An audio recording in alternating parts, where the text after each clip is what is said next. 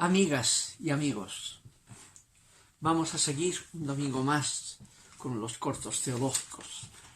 El otro día, el domingo anterior, hablamos de el Antiguo Egipto y terminamos con el Imperio Medio, que es donde se produce lo que se llamó la democratización de los rituales funerarios, ¿no? El Imperio Antiguo solo se momificaban faraones y a ellos se les aplicaba el ritual de Osiris, los únicos que tenían naturaleza divina, inmortal. En cambio, el Imperio Medio se ha producido el rechazo de esa absolutización y se adquiere por parte de todo el pueblo la esperanza de inmortalidad que implicaba la momificación con las condiciones propias que eran la declaración de inocencia, el amuleto de la declaración de inocencia y el conocer el nombre secreto de la divinidad, ¿no? Ahora, ese Imperio Medio, hacia el año 1710, con la dinastía XIV, entra en una nueva crisis, y esa nueva crisis viene por la lucha entre Menfis, el faraón de Menfis, y Tebas, el faraón de Tebas, que logra al final imponerse y tener sometido como un faraón subalterno el de Menfis, ¿no?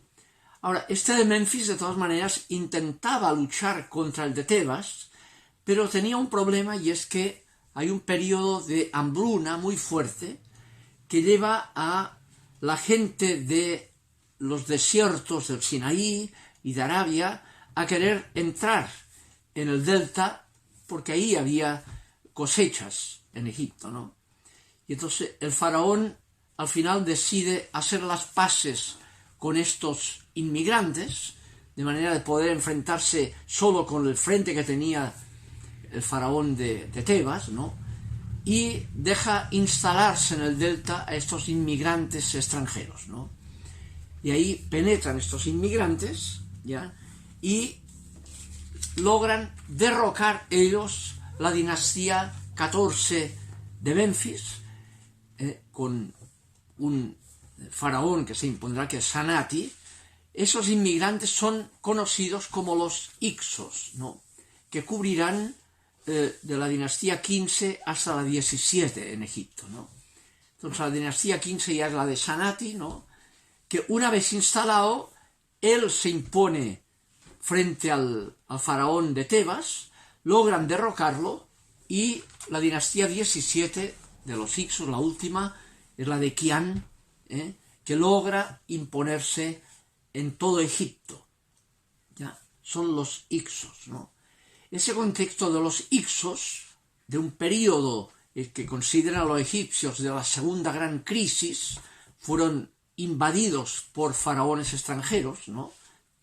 Es lo que se ha puesto en analogía con el final de la lectura bíblica del Génesis, que es la historia de Jacob y de José, en que llega un momento en que con la historia de José van a Egipto a buscar grano, y hay una tradición según la cual José llega a tener un alto puesto en Egipto, tienen buena cuña, están los Hicsos, semitas, extranjeros, dominando en Egipto, y luego viene la historia de Jacob, que termina en que Jacob con todos los hijos van a Egipto y reciben ahí un buen trato, la tierra mejor de Egipto para ellos, gracias a que los Hicsos están en el poder, ¿ya? Ese tema es importante, ese contexto, ¿no? Del final de la época patriarcal, incluso la tradición que pone el libro del Génesis, ¿no? En el capítulo 41 en adelante, ¿no? Dice: el rey de Egipto, el faraón, dijo a José: yo soy faraón, sin tu orden, le dice a José, nadie moverá mano ni pie en Egipto. Faraón llamó a José Safenta Paneaj y le dio por esposa a Asenat, hija de Putifar, sacerdote del dios Amón, o Atón, el dios Sol. Después de esto salió José a recorrer todo el país de Egipto. Recorrió todo el país de Egipto y ahí habla como si fuera todo el Egipto unificado, como se tuvo bajo el faraón de la 17 dinastía, Kian. ya. Ese final importante. Ahora, ¿qué pasó? Que se produjo la rebelión de los egipcios contra la invasión extranjera de los hicsos y derrocan al faraón Ixo, a la 17 dinastía. Y viene ahí lo que se llama el Imperio Nuevo. Se impone de nuevo la dinastía faraónica autóctona egipcia, derrocando a los extranjeros, y viene la persecución contra lo que quedaba de los hicsos, y obviamente ahí ese contexto cuadra con lo que tiene la tradición inicial del Éxodo, capítulo 1, cuando dice que vino un faraón que no conocía a José e impone la persecución de que sean muertos todos los nacidos de mujer hebrea para que no se vuelva a multiplicar la descendencia de estos extranjeros y vuelvan a retomar poder en Egipto. Y hay un cuadro que cuadra bien con eso, ¿ya? En todo caso, viene el Imperio Nuevo. Algunos han vinculado también ese contexto histórico de la caída de los hicsos con la figura de Moisés bíblica, ¿no? En que surge ahí el niño Moisés, una palabra egipcia, la palabra Moisés sacado del agua, con toda la historieta, digamos, en que la mujer que lo tuvo deja a Moisés, el niño, no lo mató aplicando el decreto faraónico, sino que lo puso en el río, en las orillas del río Nilo, cargado de cocodrilos para ver si sobrevivía, y sobrevive y es asumido también, igual que José, ¿no? Moisés es favorecido por el faraón, casado con asumido como hijo por la hija del faraón, y ahí viene toda la historia de Moisés como liberador. Pero claro, esa identificación de Moisés en este periodo no cuadra con la primera noticia que tenemos de Israel, que no sea en la Biblia, que es de la época del faraón Merneptah, mucho más tarde, hacia el 1208, donde, según la estela de Merneptah descubierta, que es una estela descubierta en Egipto, en donde sale por primera vez fuera de la Biblia la palabra de Israel, pero ahí dice que Israel ha sido vencido y no ha quedado ni semilla, la famosa estela de Merneptah, ¿no? Por tanto, de la derrota. Ese año 1208 correspondería más bien a la época oscura que en la Biblia recoge en esa tradición de los libros de los jueces, ¿no? Antes de la restauración de la monarquía de David, obviamente, ¿no? Y eso es la noticia de Israel que tenemos única, antigua, en la estela de Merneptah, descubierta, ¿no? Bueno, dejando este tema de coincidencia, lo que tenemos al interior de la historia egipcia, dentro del Imperio Nuevo, es un fenómeno que tiene que ver con la dinastía 18 egipcia, que es la dinastía de los Tutmosis y de los Amonofis I hasta el IV. Y ahí hay el fenómeno siguiente, ¿no? Que este Amonofis IV, que es de Amón, por tanto, de la casta sacerdotal de Tebas, el Luxor, al lado de Tebas, que son los que tenían la invocación del dios Sol como Amón, en Tebas, ¿no?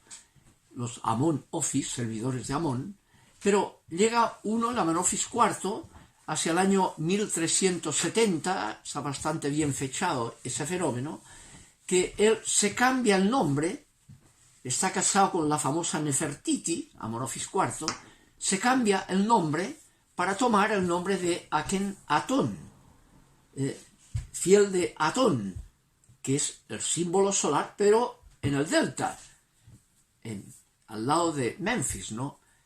En lugar de tomar lo que le corresponde como Amon-Ofis IV, cambia el nombre. Y ahí obviamente se produce un problema, porque eso no le gustó a la casta sacerdotal de Amón, ¿ya? Que se pasara a la casta de Atón, y entonces hay una fuerza contra que obliga a Akenatón a irse de Tebas, pero en lugar de irse a Memphis, donde está la casta de Atón, que habría perdido entonces el poder sobre Tebas, los amonitas, decide establecerse en un lugar intermedio entre Menfis y Tebas. Ese lugar es conocido como el Amarna, que se descubrió en el siglo X, principios del XX, ya las ruinas de el Amarna, donde tenemos la evidencia de lo que intentó hacer Amonofis IV, o sea, Akenatón, junto con Nefertiti, que es el primer intento de monoteísmo.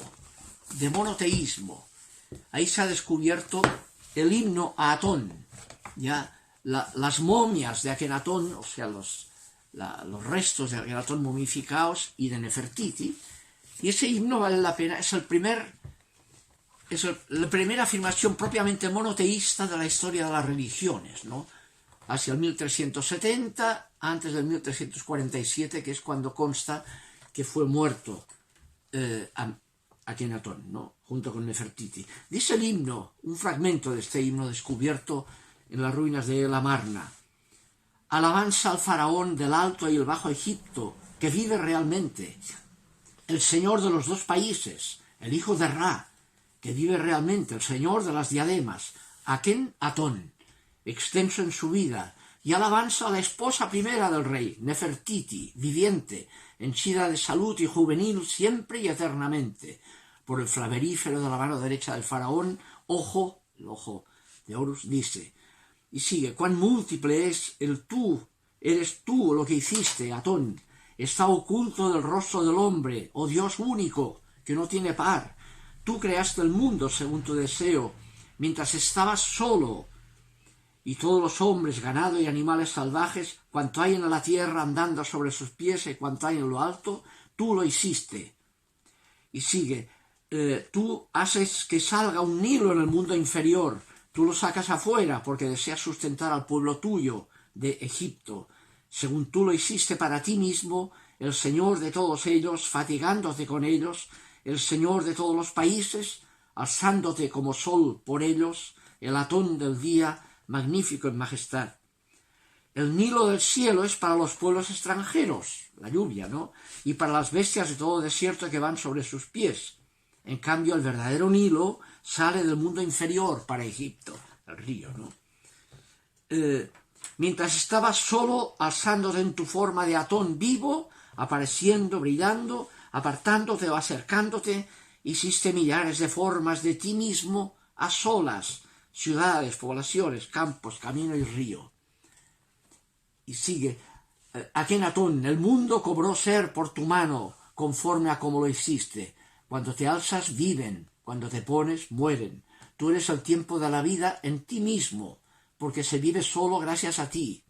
Los ojos se fijan en la belleza hasta que te pones. Toda obra se abandona cuando te pones en el occidente.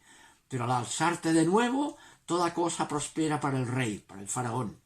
Desde que cimentaste la tierra y lo criaste todo para tu hijo, que es Osiris, ¿no? El cual brotó de tu cuerpo, el faraón del Alto y el Bajo Egipto, Akenatón, y la esposa primera del faraón, Nefertiti, viviente y juvenil, siempre y eternamente. Es el himno a Atón, identificado como el único Dios. Lo existe todo para ti y para tu hijo, a quien llama Akenatón, ¿no? El faraón. Este es el famoso. Entonces se sabe que la razón de todo el problema de que cambió es que quiso hacer un monoteísmo. Pero ¿qué pasó? No le gustó a la casta sacerdotal, por eso tuvo que irse, ¿ya? Y seguramente ahí está la raíz de que murió envenenado Akenatón con Nefertiti y después desapareció. En 1347 desaparece el intento monoteísta, ¿ya? Y quedó enterrado en el desierto hasta que en el siglo XIX se descubrieron las ruinas y se pudo restablecer ese fenómeno, ese primer intento monoteísta de la historia, ¿no? Y una vez muerto él y desaparecido ese intento, lo sustituye a él Tutankamón. Vuelve Amón y el Tutankamón es el sucesor de Akenatón, que es el fin del intento monoteísta, ¿no? Algunos, para terminar, han intentado vincular este monoteísmo con el intento de Moisés en el Sinaí, que Moisés habría sido un ideólogo de ese intento frustrado y no le resultó en Egipto y se fue con los que quedaban de los derrotados Ixos, ¿no? Se fue y logró zafarse de la persecución faraónica y llegó al desierto del Sinaí y ahí intentó restaurar el intento monoteísta que había fracasado con Akenatón, y de ahí vendría la influencia del monoteísmo mosaico, ¿no? Aunque no cuadran las fechas, ¿no? Ya digo, la primera vez que sale en Egipto el nombre de Israel es en la época de Merneptah, que es el del 1208, ¿no? Y por tanto no cuadra con 200, 300 años antes, que es cuando se derrumban los Hicsos y vendría la liberación de Moisés, ¿no? La huida de la persecución, ¿ya? Bien, esos son los contextos, ¿no?, que hay allí. Ahora viene el primer milenio, y eso coincide con lo que se llama el Imperio Bajo. Y lo más notable del Imperio Bajo es el intento que hay ahí, aquí es al revés, el intento de mezcla de dioses, ¿no?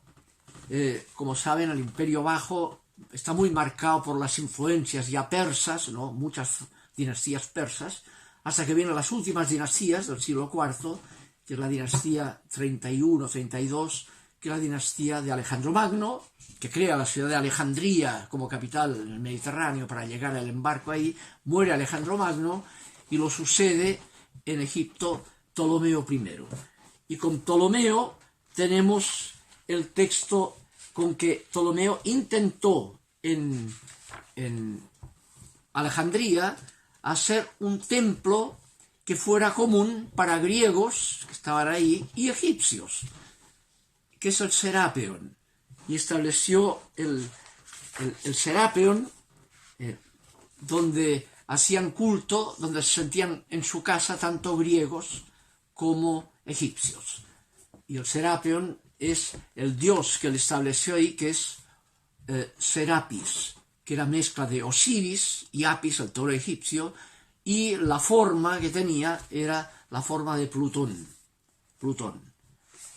Y ahí es cuando les voy a leer el texto que recoge también Plutarco en la obra sobre Isis y Osiris, ¿no?, cuando explica él cómo Ptolomeo I creó el Serapeon. Dice así el texto de Plutarco: Ptolomeo Soter dio en sueños la estatua colosal de Plutón en Sinope, sin saber ni haber visto antes qué forma tenía, la cual le ordenaba que la transportara con la mayor rapidez posible a Alejandría. Y una vez transportada, persuaden a Ptolomeo de que no es la estatua de ningún otro dios, sino de Serapis. En el lugar de donde venía, en efecto, no era nombrada así, pero transportada a Alejandría, obtuvo el nombre con que se designa a Plutón entre los egipcios, es decir, Serapis, por lo cual Serapis es común a todos, griegos y egipcios, como ciertamente saben que lo es Osiris, quienes participan en los ritos sagrados. Inventa un dios, Serapis, Ptolomeo I, funcional a intereses mestizos de la ciudad de Alejandría, donde se sintieran cómodos tanto griegos como egipcios. Un ejemplo tremendo de la utilización política de la religión y de la religión popular, ¿no? Un mal ejemplo, ¿no? Bien, con eso termina ya diluyéndose la tradición egipcia, que como saben, la dinastía Ptolomea, la última dinastía egipcia, ya griega, Ptolomeo I, acabará con Cleopatra, el año 31, cuando Cleopatra intenta incluso enamorar a Marco Antonio, y en ese enamoramiento intentó incluso hacer que la capital del Imperio Romano fuera Alejandría en lugar de Roma, pero Octavio reaccionó, y viene la lucha de Octavio contra Marco Antonio y Cleopatra, la batalla de Accio, donde ya se ve derrotada Cleopatra, se suicida Marco Antonio, y también Cleopatra se suicida, según la tradición egipcia, dejándose picar por el símbolo del Bajo Egipto, que era la cobra, y con una picadura de cobra muere Cleopatra, la última. Y ahí ya Egipto queda en manos de Roma como una provincia romana, pierde totalmente su autonomía. Y con eso se termina toda la historia del Antiguo Egipto. Dejémoslo aquí, ya. El próximo día ya vamos a entrar en otra perspectiva que tendrá unas raíces de lo que hemos visto, que es los cultos mistéricos. Vamos a hablar de los cultos mistéricos. ya nos vemos. Que estén bien.